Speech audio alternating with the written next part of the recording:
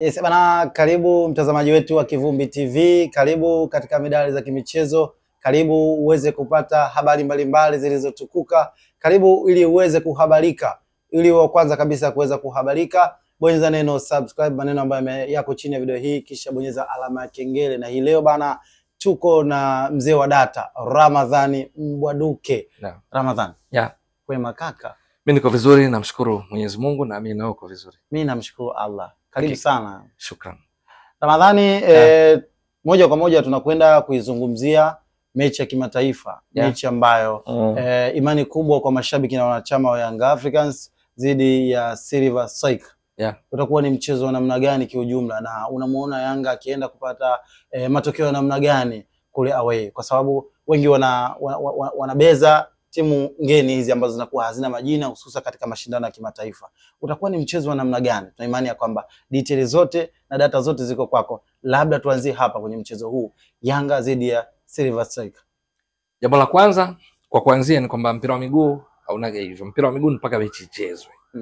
Lolote linaweza kutokea. Hii ni michuano ya CAF Ligi ya Mabingwa raundi ya pili. Lakini kwenye makaratasi huwezi kaacha kusema ukweli kwamba Yanga wana kila sababu ya kusonga mbele, na ikitokea tofauti story itakuwa kubwa sana kuliko ambavyo Yanga wakiwatoa Silver Strikers. Na hata wenyewe Silver Strikers wanalijua hilo. Ndio, kupitia kocha wao Kadenge. Alishasema kwamba wanaamini Yanga wako vizuri zaidi, wako wakubwa zaidi. Ni wanashiriki back to back kwenye michuano ya Ligi ya Mabingwa. Lakini wanacho kitu cha kuonyesha na wamejipanga. Na kubwa zaidi ambalo Yanga wanatakiwa wachukue tahadhari kabla tujaendelea sana, ni juu ya kujipanga kucheza na timu ambayo itakuwa ya pili uwanjani.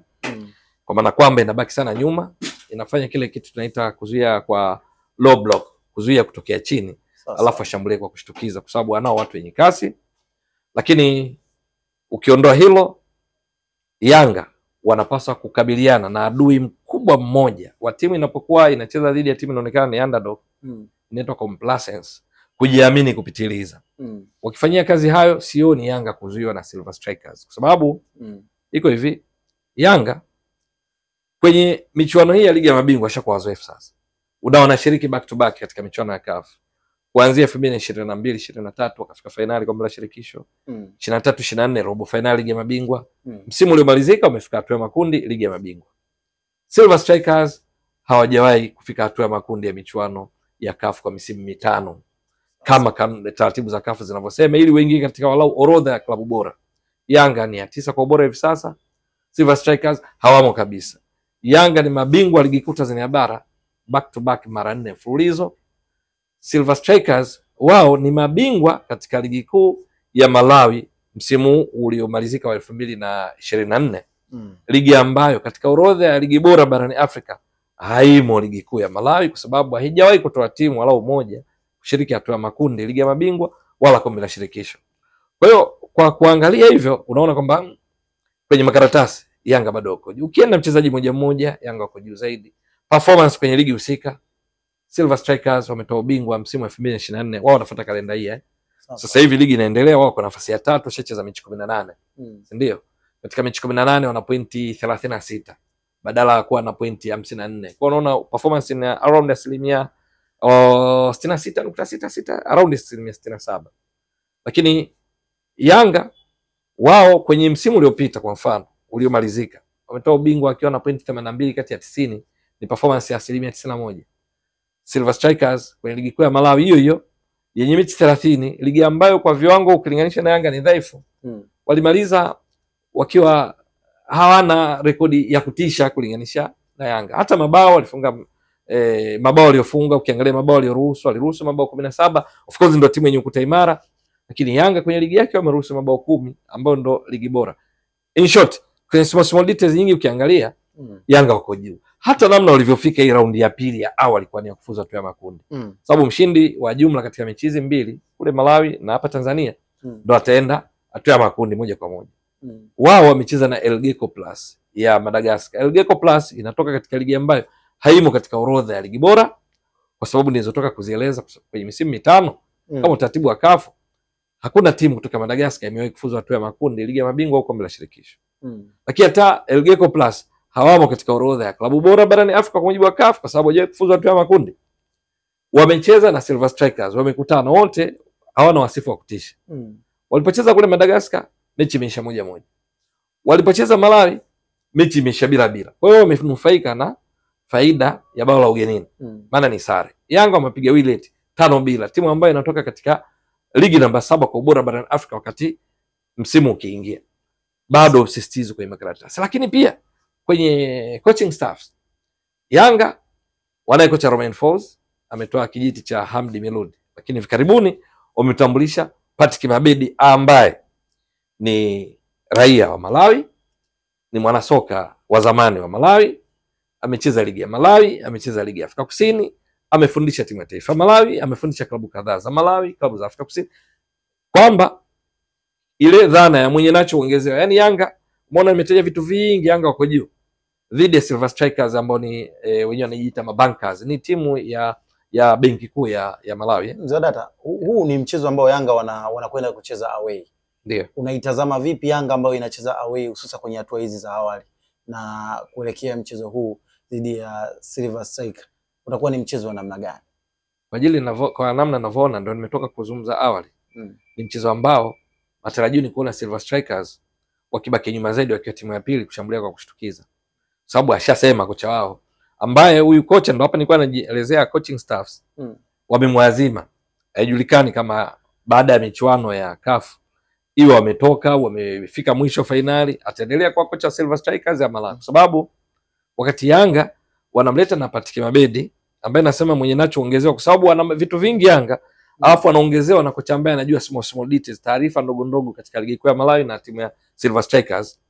Lakini wao kule kocha wao huyu Kadenge yeye ameazimwa kwa sababu baada ya msimu kumalizika wao kuwa mabingwa, aliongoza kutoa ubingwa ni kocha anaitwa Peter Mponda.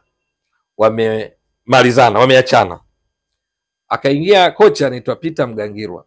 Peter Mgangirwa ameanza michuano ya CAF, Hamad hana vyeti. Ana leseni B ya CAF, CAF vigezo vyao unatakiwa na leseni A. Unafanyaje? Ndo akaenda kumwazima huyu ambaye aliwahi kuwa kocha wao.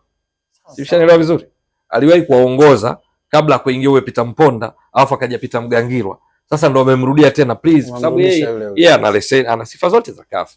Ndo anayewasimamia. Umeshaona hapa napo kidogo? Inaweza kawa ndo hasi lakini kwa uwanjani kama swali lako linavyosema, mpira wa miguu bwana mpaka mechi ichezwe. Haya yote tunazungumza haya maneno. Uwanjani wachezaji wameamka vipi kutekeleza mipango ya benchi la ufundi la kila timu. Yaani kwa Romain Folz na Patrick Mabedi na kule kwa Kadenge, kwamba wanatekeleza vipi kile ambacho wamejipanga. Na wao wameshasema na wanafanyia kazi mazoezi. Kwamba timu ya pili mnapiga mipira ya counter hasa pembeni. Kwenye mechi waliocheza dhidi ya Elgeco Plus walifanya hivyo, lakini walikuwa na tatizo la kuwa tunasema slow transition wakati wa kushambulia. Ili ndo analifanyia kazi mazoezi na amesema wanaendelea kujifua. Hakikisha wanapocheza na Yanga wai surprise kwa mtindo kwamba wakati wanajibu wawe na kasi zaidi. Kwa sababu mechi iliyopita ambayo iliisha 0-0 walifanya hivyo, hawakutumia nafasi vizuri kwa sababu walikuwa slow, walikuwa polepole sana. Walipata mpira wakiupoka kutoka kwa Elgeco Plus kuendea kwenye lango lao kwenye final third, eneo la mwisho wakati kushambulia walikuwa na kasi ya chini. Ndio ambayo coach Kadenge anasema iliwaathiri na wanafanyia kazi akiamini Yanga sababu wanamiliki sana mpira. Muda mwingi atakuwa karibu na kati ya mstari wa uwanja. Alafu mabeki wao wanapiga mipira nyuma yao. Yaani hapa tunazungumzia Ibrabaka, Dickson Jobu, Bakari Nondo Mwamnyeto, Frank Asing. Ndicho ambacho kwa kilichopo mpaka sasa inaonyesha ndio watacheza hivi. Na wao wanao watu lakini wakuleta madhara. Silver Strikers katika msimu wa 2024-25 wamemtoa MVP wa ligi kuu ya Malawi ambaye ni goalkeeper George Chikoka. Alikuwa ni kipa bora na ndo akawa MVP vivi. Yaani kipa bora na mchezaji bora. Wametoa beki bora anaitwa McDonald Lamik. Yeye ni miongoni mwa wachezaji waliong'ara sana katika ligi imemalizika. Alikuwa ametoa assist 10 na kufunga mabao 2. Lakini wana kiungo bora wa michuano anaitwa Uchizi Vunga. Huyu Uchizi Vunga ndo kiungo bora. Alifunga mabao 4, katoa assist 10 na tuzo yake ya mchezaji bora alipewa na waziri mwenye dhamana ya michezo aitwa Uchizi Mkandawile. Yeye anaitwa Uchizi Vunga. Umeshaona? Wako vizuri kwa level yao. Lakini pamoja na yote, wakija kukutana na Yanga mchezaji mmoja excellent. Labda washindwe wenyewe tu kwa sababu wana wachezaji wazoefu sana kwenye michuano hii ya CAF. Wanajua kile nilichosema, tahadhari ya kujiamini pita kiasi. Yanga wanajua always, kwa sababu washapita level mechi za namna hii wakafanya kwa umakini. Djigui Diarra mzoefu, nazungumzia akina Kibwana Shomari, akina Dickson Jobu, Ibrahim Baka, unazungumzia Shadrack Sakaboka, katikati hapa kina Mudathia Abbas, kina Andabuli ndio ameweza kupata lakini yeye alikuwepo Yanga hata msimu uliopita, ila hakuwa akicheza sana. Lakini kizungumzia kina Juka Buya, Peodo Pacome Zouzoua, kashafanikiwa kupeleka timu yake kombe la dunia ya Ivory Coast. Unazungumzia kina Celestine Ekyo, alikuwa anang'ara na timu ya taifa ya Chad, MVP ligi kwa Ivory Coast mzoefu. Ende Bobo Boeli mshambuliaji yupo, Prince Mpumelo Dube, Clement Mzize Walid akiwa fiti, lakini kuna uwezekano asiwe fiti kwa taarifa zilizopo. Lakini bado Yanga wana rasilimali ya kutosha wachezaji. Ni kipi mzee wa data? Yanga wanapaswa kuhakikisha kwamba wanaboresha pengine kuelekea kwenye mchezo huo? Labda kuna mapungufu ambayo labda umebahatika kuyaona ambayo ungeshauri ama ungependa Yanga wayafanyie kazi kuelekea kwenye mchezo huo muhimu wa kwenda katika hatua ya makundi? Hili ni ambalo nimerudia mara kwa mara. Na ndo mtego wao wale, kwamba Yanga wanatarajiwa kuwa dominant, ndo watawala wa mchezo. Wao Silver Strikers wanatarajiwa kuwa timu ya pili. Sasa timu inayomiliki inayokuwa ndo namba moja kwenye mchezo, wakati mwingine mnaweza mkajikuta muda mwingi mpo karibu na kati ya mstari wa uwanja. Matokeo yake ikipigwa mipira mirefu mnasumbuka. Kumbuka tukio la ile magic save ya Djigui Diarra mechi dhidi ya Mbeya City kuelekea mwishoni wa mchezo. Ilikuwa ni aina hiyo. Shambulizi la kujibu, tunasema counter attack, waliingia kwenye mfumo wa Mbeya City, shambulizi ambalo chupu Vitali Simayanga afunge, ashampiga kikoi Djigui Diarra. Anataka kupiga Djigui Diarra alikuwa smart, akaudokoa ule mpira, akaucheza vizuri sana kama unakumbuka vizuri. Pale manake Yanga alikuwa anaumia siku hiyo. Sasa za namna hii zinaweza zikatokea katika hiyo mechi dhidi ya Silver Strikers. Ndio maana nimesema pamoja na maelezo yote tuliyatoa, lazima tuheshimu mpira wa miguu. Mpira dakika 90 nategemea watu wamejipanga vipi, kwa sababu imeshathibitika mara kadhaa kwamba utekelezaji wa mipango kazi ya walimu ndio utakayotoa matokeo. Lakini msisitizo mwingine ni kwamba Yanga wasiende kucheza kwenye makaratasi, na wanajua. Ndio maana hii sitaki kuyasema sana kwamba unajua kwamba tunawapiga tu, sababu hapa tunapozungumza kuna timu zimeenda kwa mtindo hazipo. Asa Kimimo Stars wanaenda kucheza dhidi ya Power Dynamos. Asa Kimimo Stars kwenye makaratasi ukilinganisha na Power Dynamos ni mashariki na magharibi. Wao wako vizuri kwenye michuano ya CAF. Ndio klabu ilikuwa kwenye msimu wakati unaingia ilikuwa ya 13 kwa bora barani Afrika, nyuma ya Yanga pointi 33. Lakini wameenda kucheza na Power Dynamos. Hawapo sasa hivi, ishatolewa. Mzee wa data. El Merreikh ya Sudan. Haipo, ishatolewa. Kwa hiyo inatokea wakubwa kufanya mchezo mnapigishwa stop kwa kuwa na matokeo of course na watu tunapiga, yaani mnapiga hesabu za tukiwa makundi wakati iki kikwazo kijavukwa. Kwa hiyo uzuri wake, narudia tena na tena, Yanga wanafahamu, washapita hizo njia, washacheza na Vitalo, wakapiga zao goli za kutosha tu, washacheza na CB Ethiopia walipiga moja, wakaja hapa wakaipiga 6 goli 7. Vitalo walipigwa goli 10. Yaani mechi wapinzani wawili Yanga ilifunga goli 17.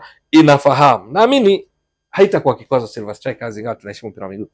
Haitakuwa kigezo Silver Strikers kuweza kumzuia Young Africans. Huyu ni mzee wa data Ramadhani Mbwaduke, alikuwa akiweza kutoa tathmini, pia ameweza kutupitisha vizuri zaidi kwenye medali mbalimbali, na amesema kwamba tuheshimu mpira wa miguu, lolote linaweza kutokea. Langu jina Njiva Othman na hii ni Kivumbi TV. Tuko hapa kwa ajili ya kuhabarisha yale yote ya kimichezo. Maswali magumu ambayo unajiuliza ni kusi tu. Wewe ambaye ulikuwa nasi mwanzo mpaka mwisho wa kipindi hiki, usisahau kusubscribe, kulike, kucomment na kushare. Pia bonyeza alama kengele ili wa kwanza kabisa kuweza kupokea notification zetu. Sina la ziada na bye bye na sign out mpaka wakati mwingine.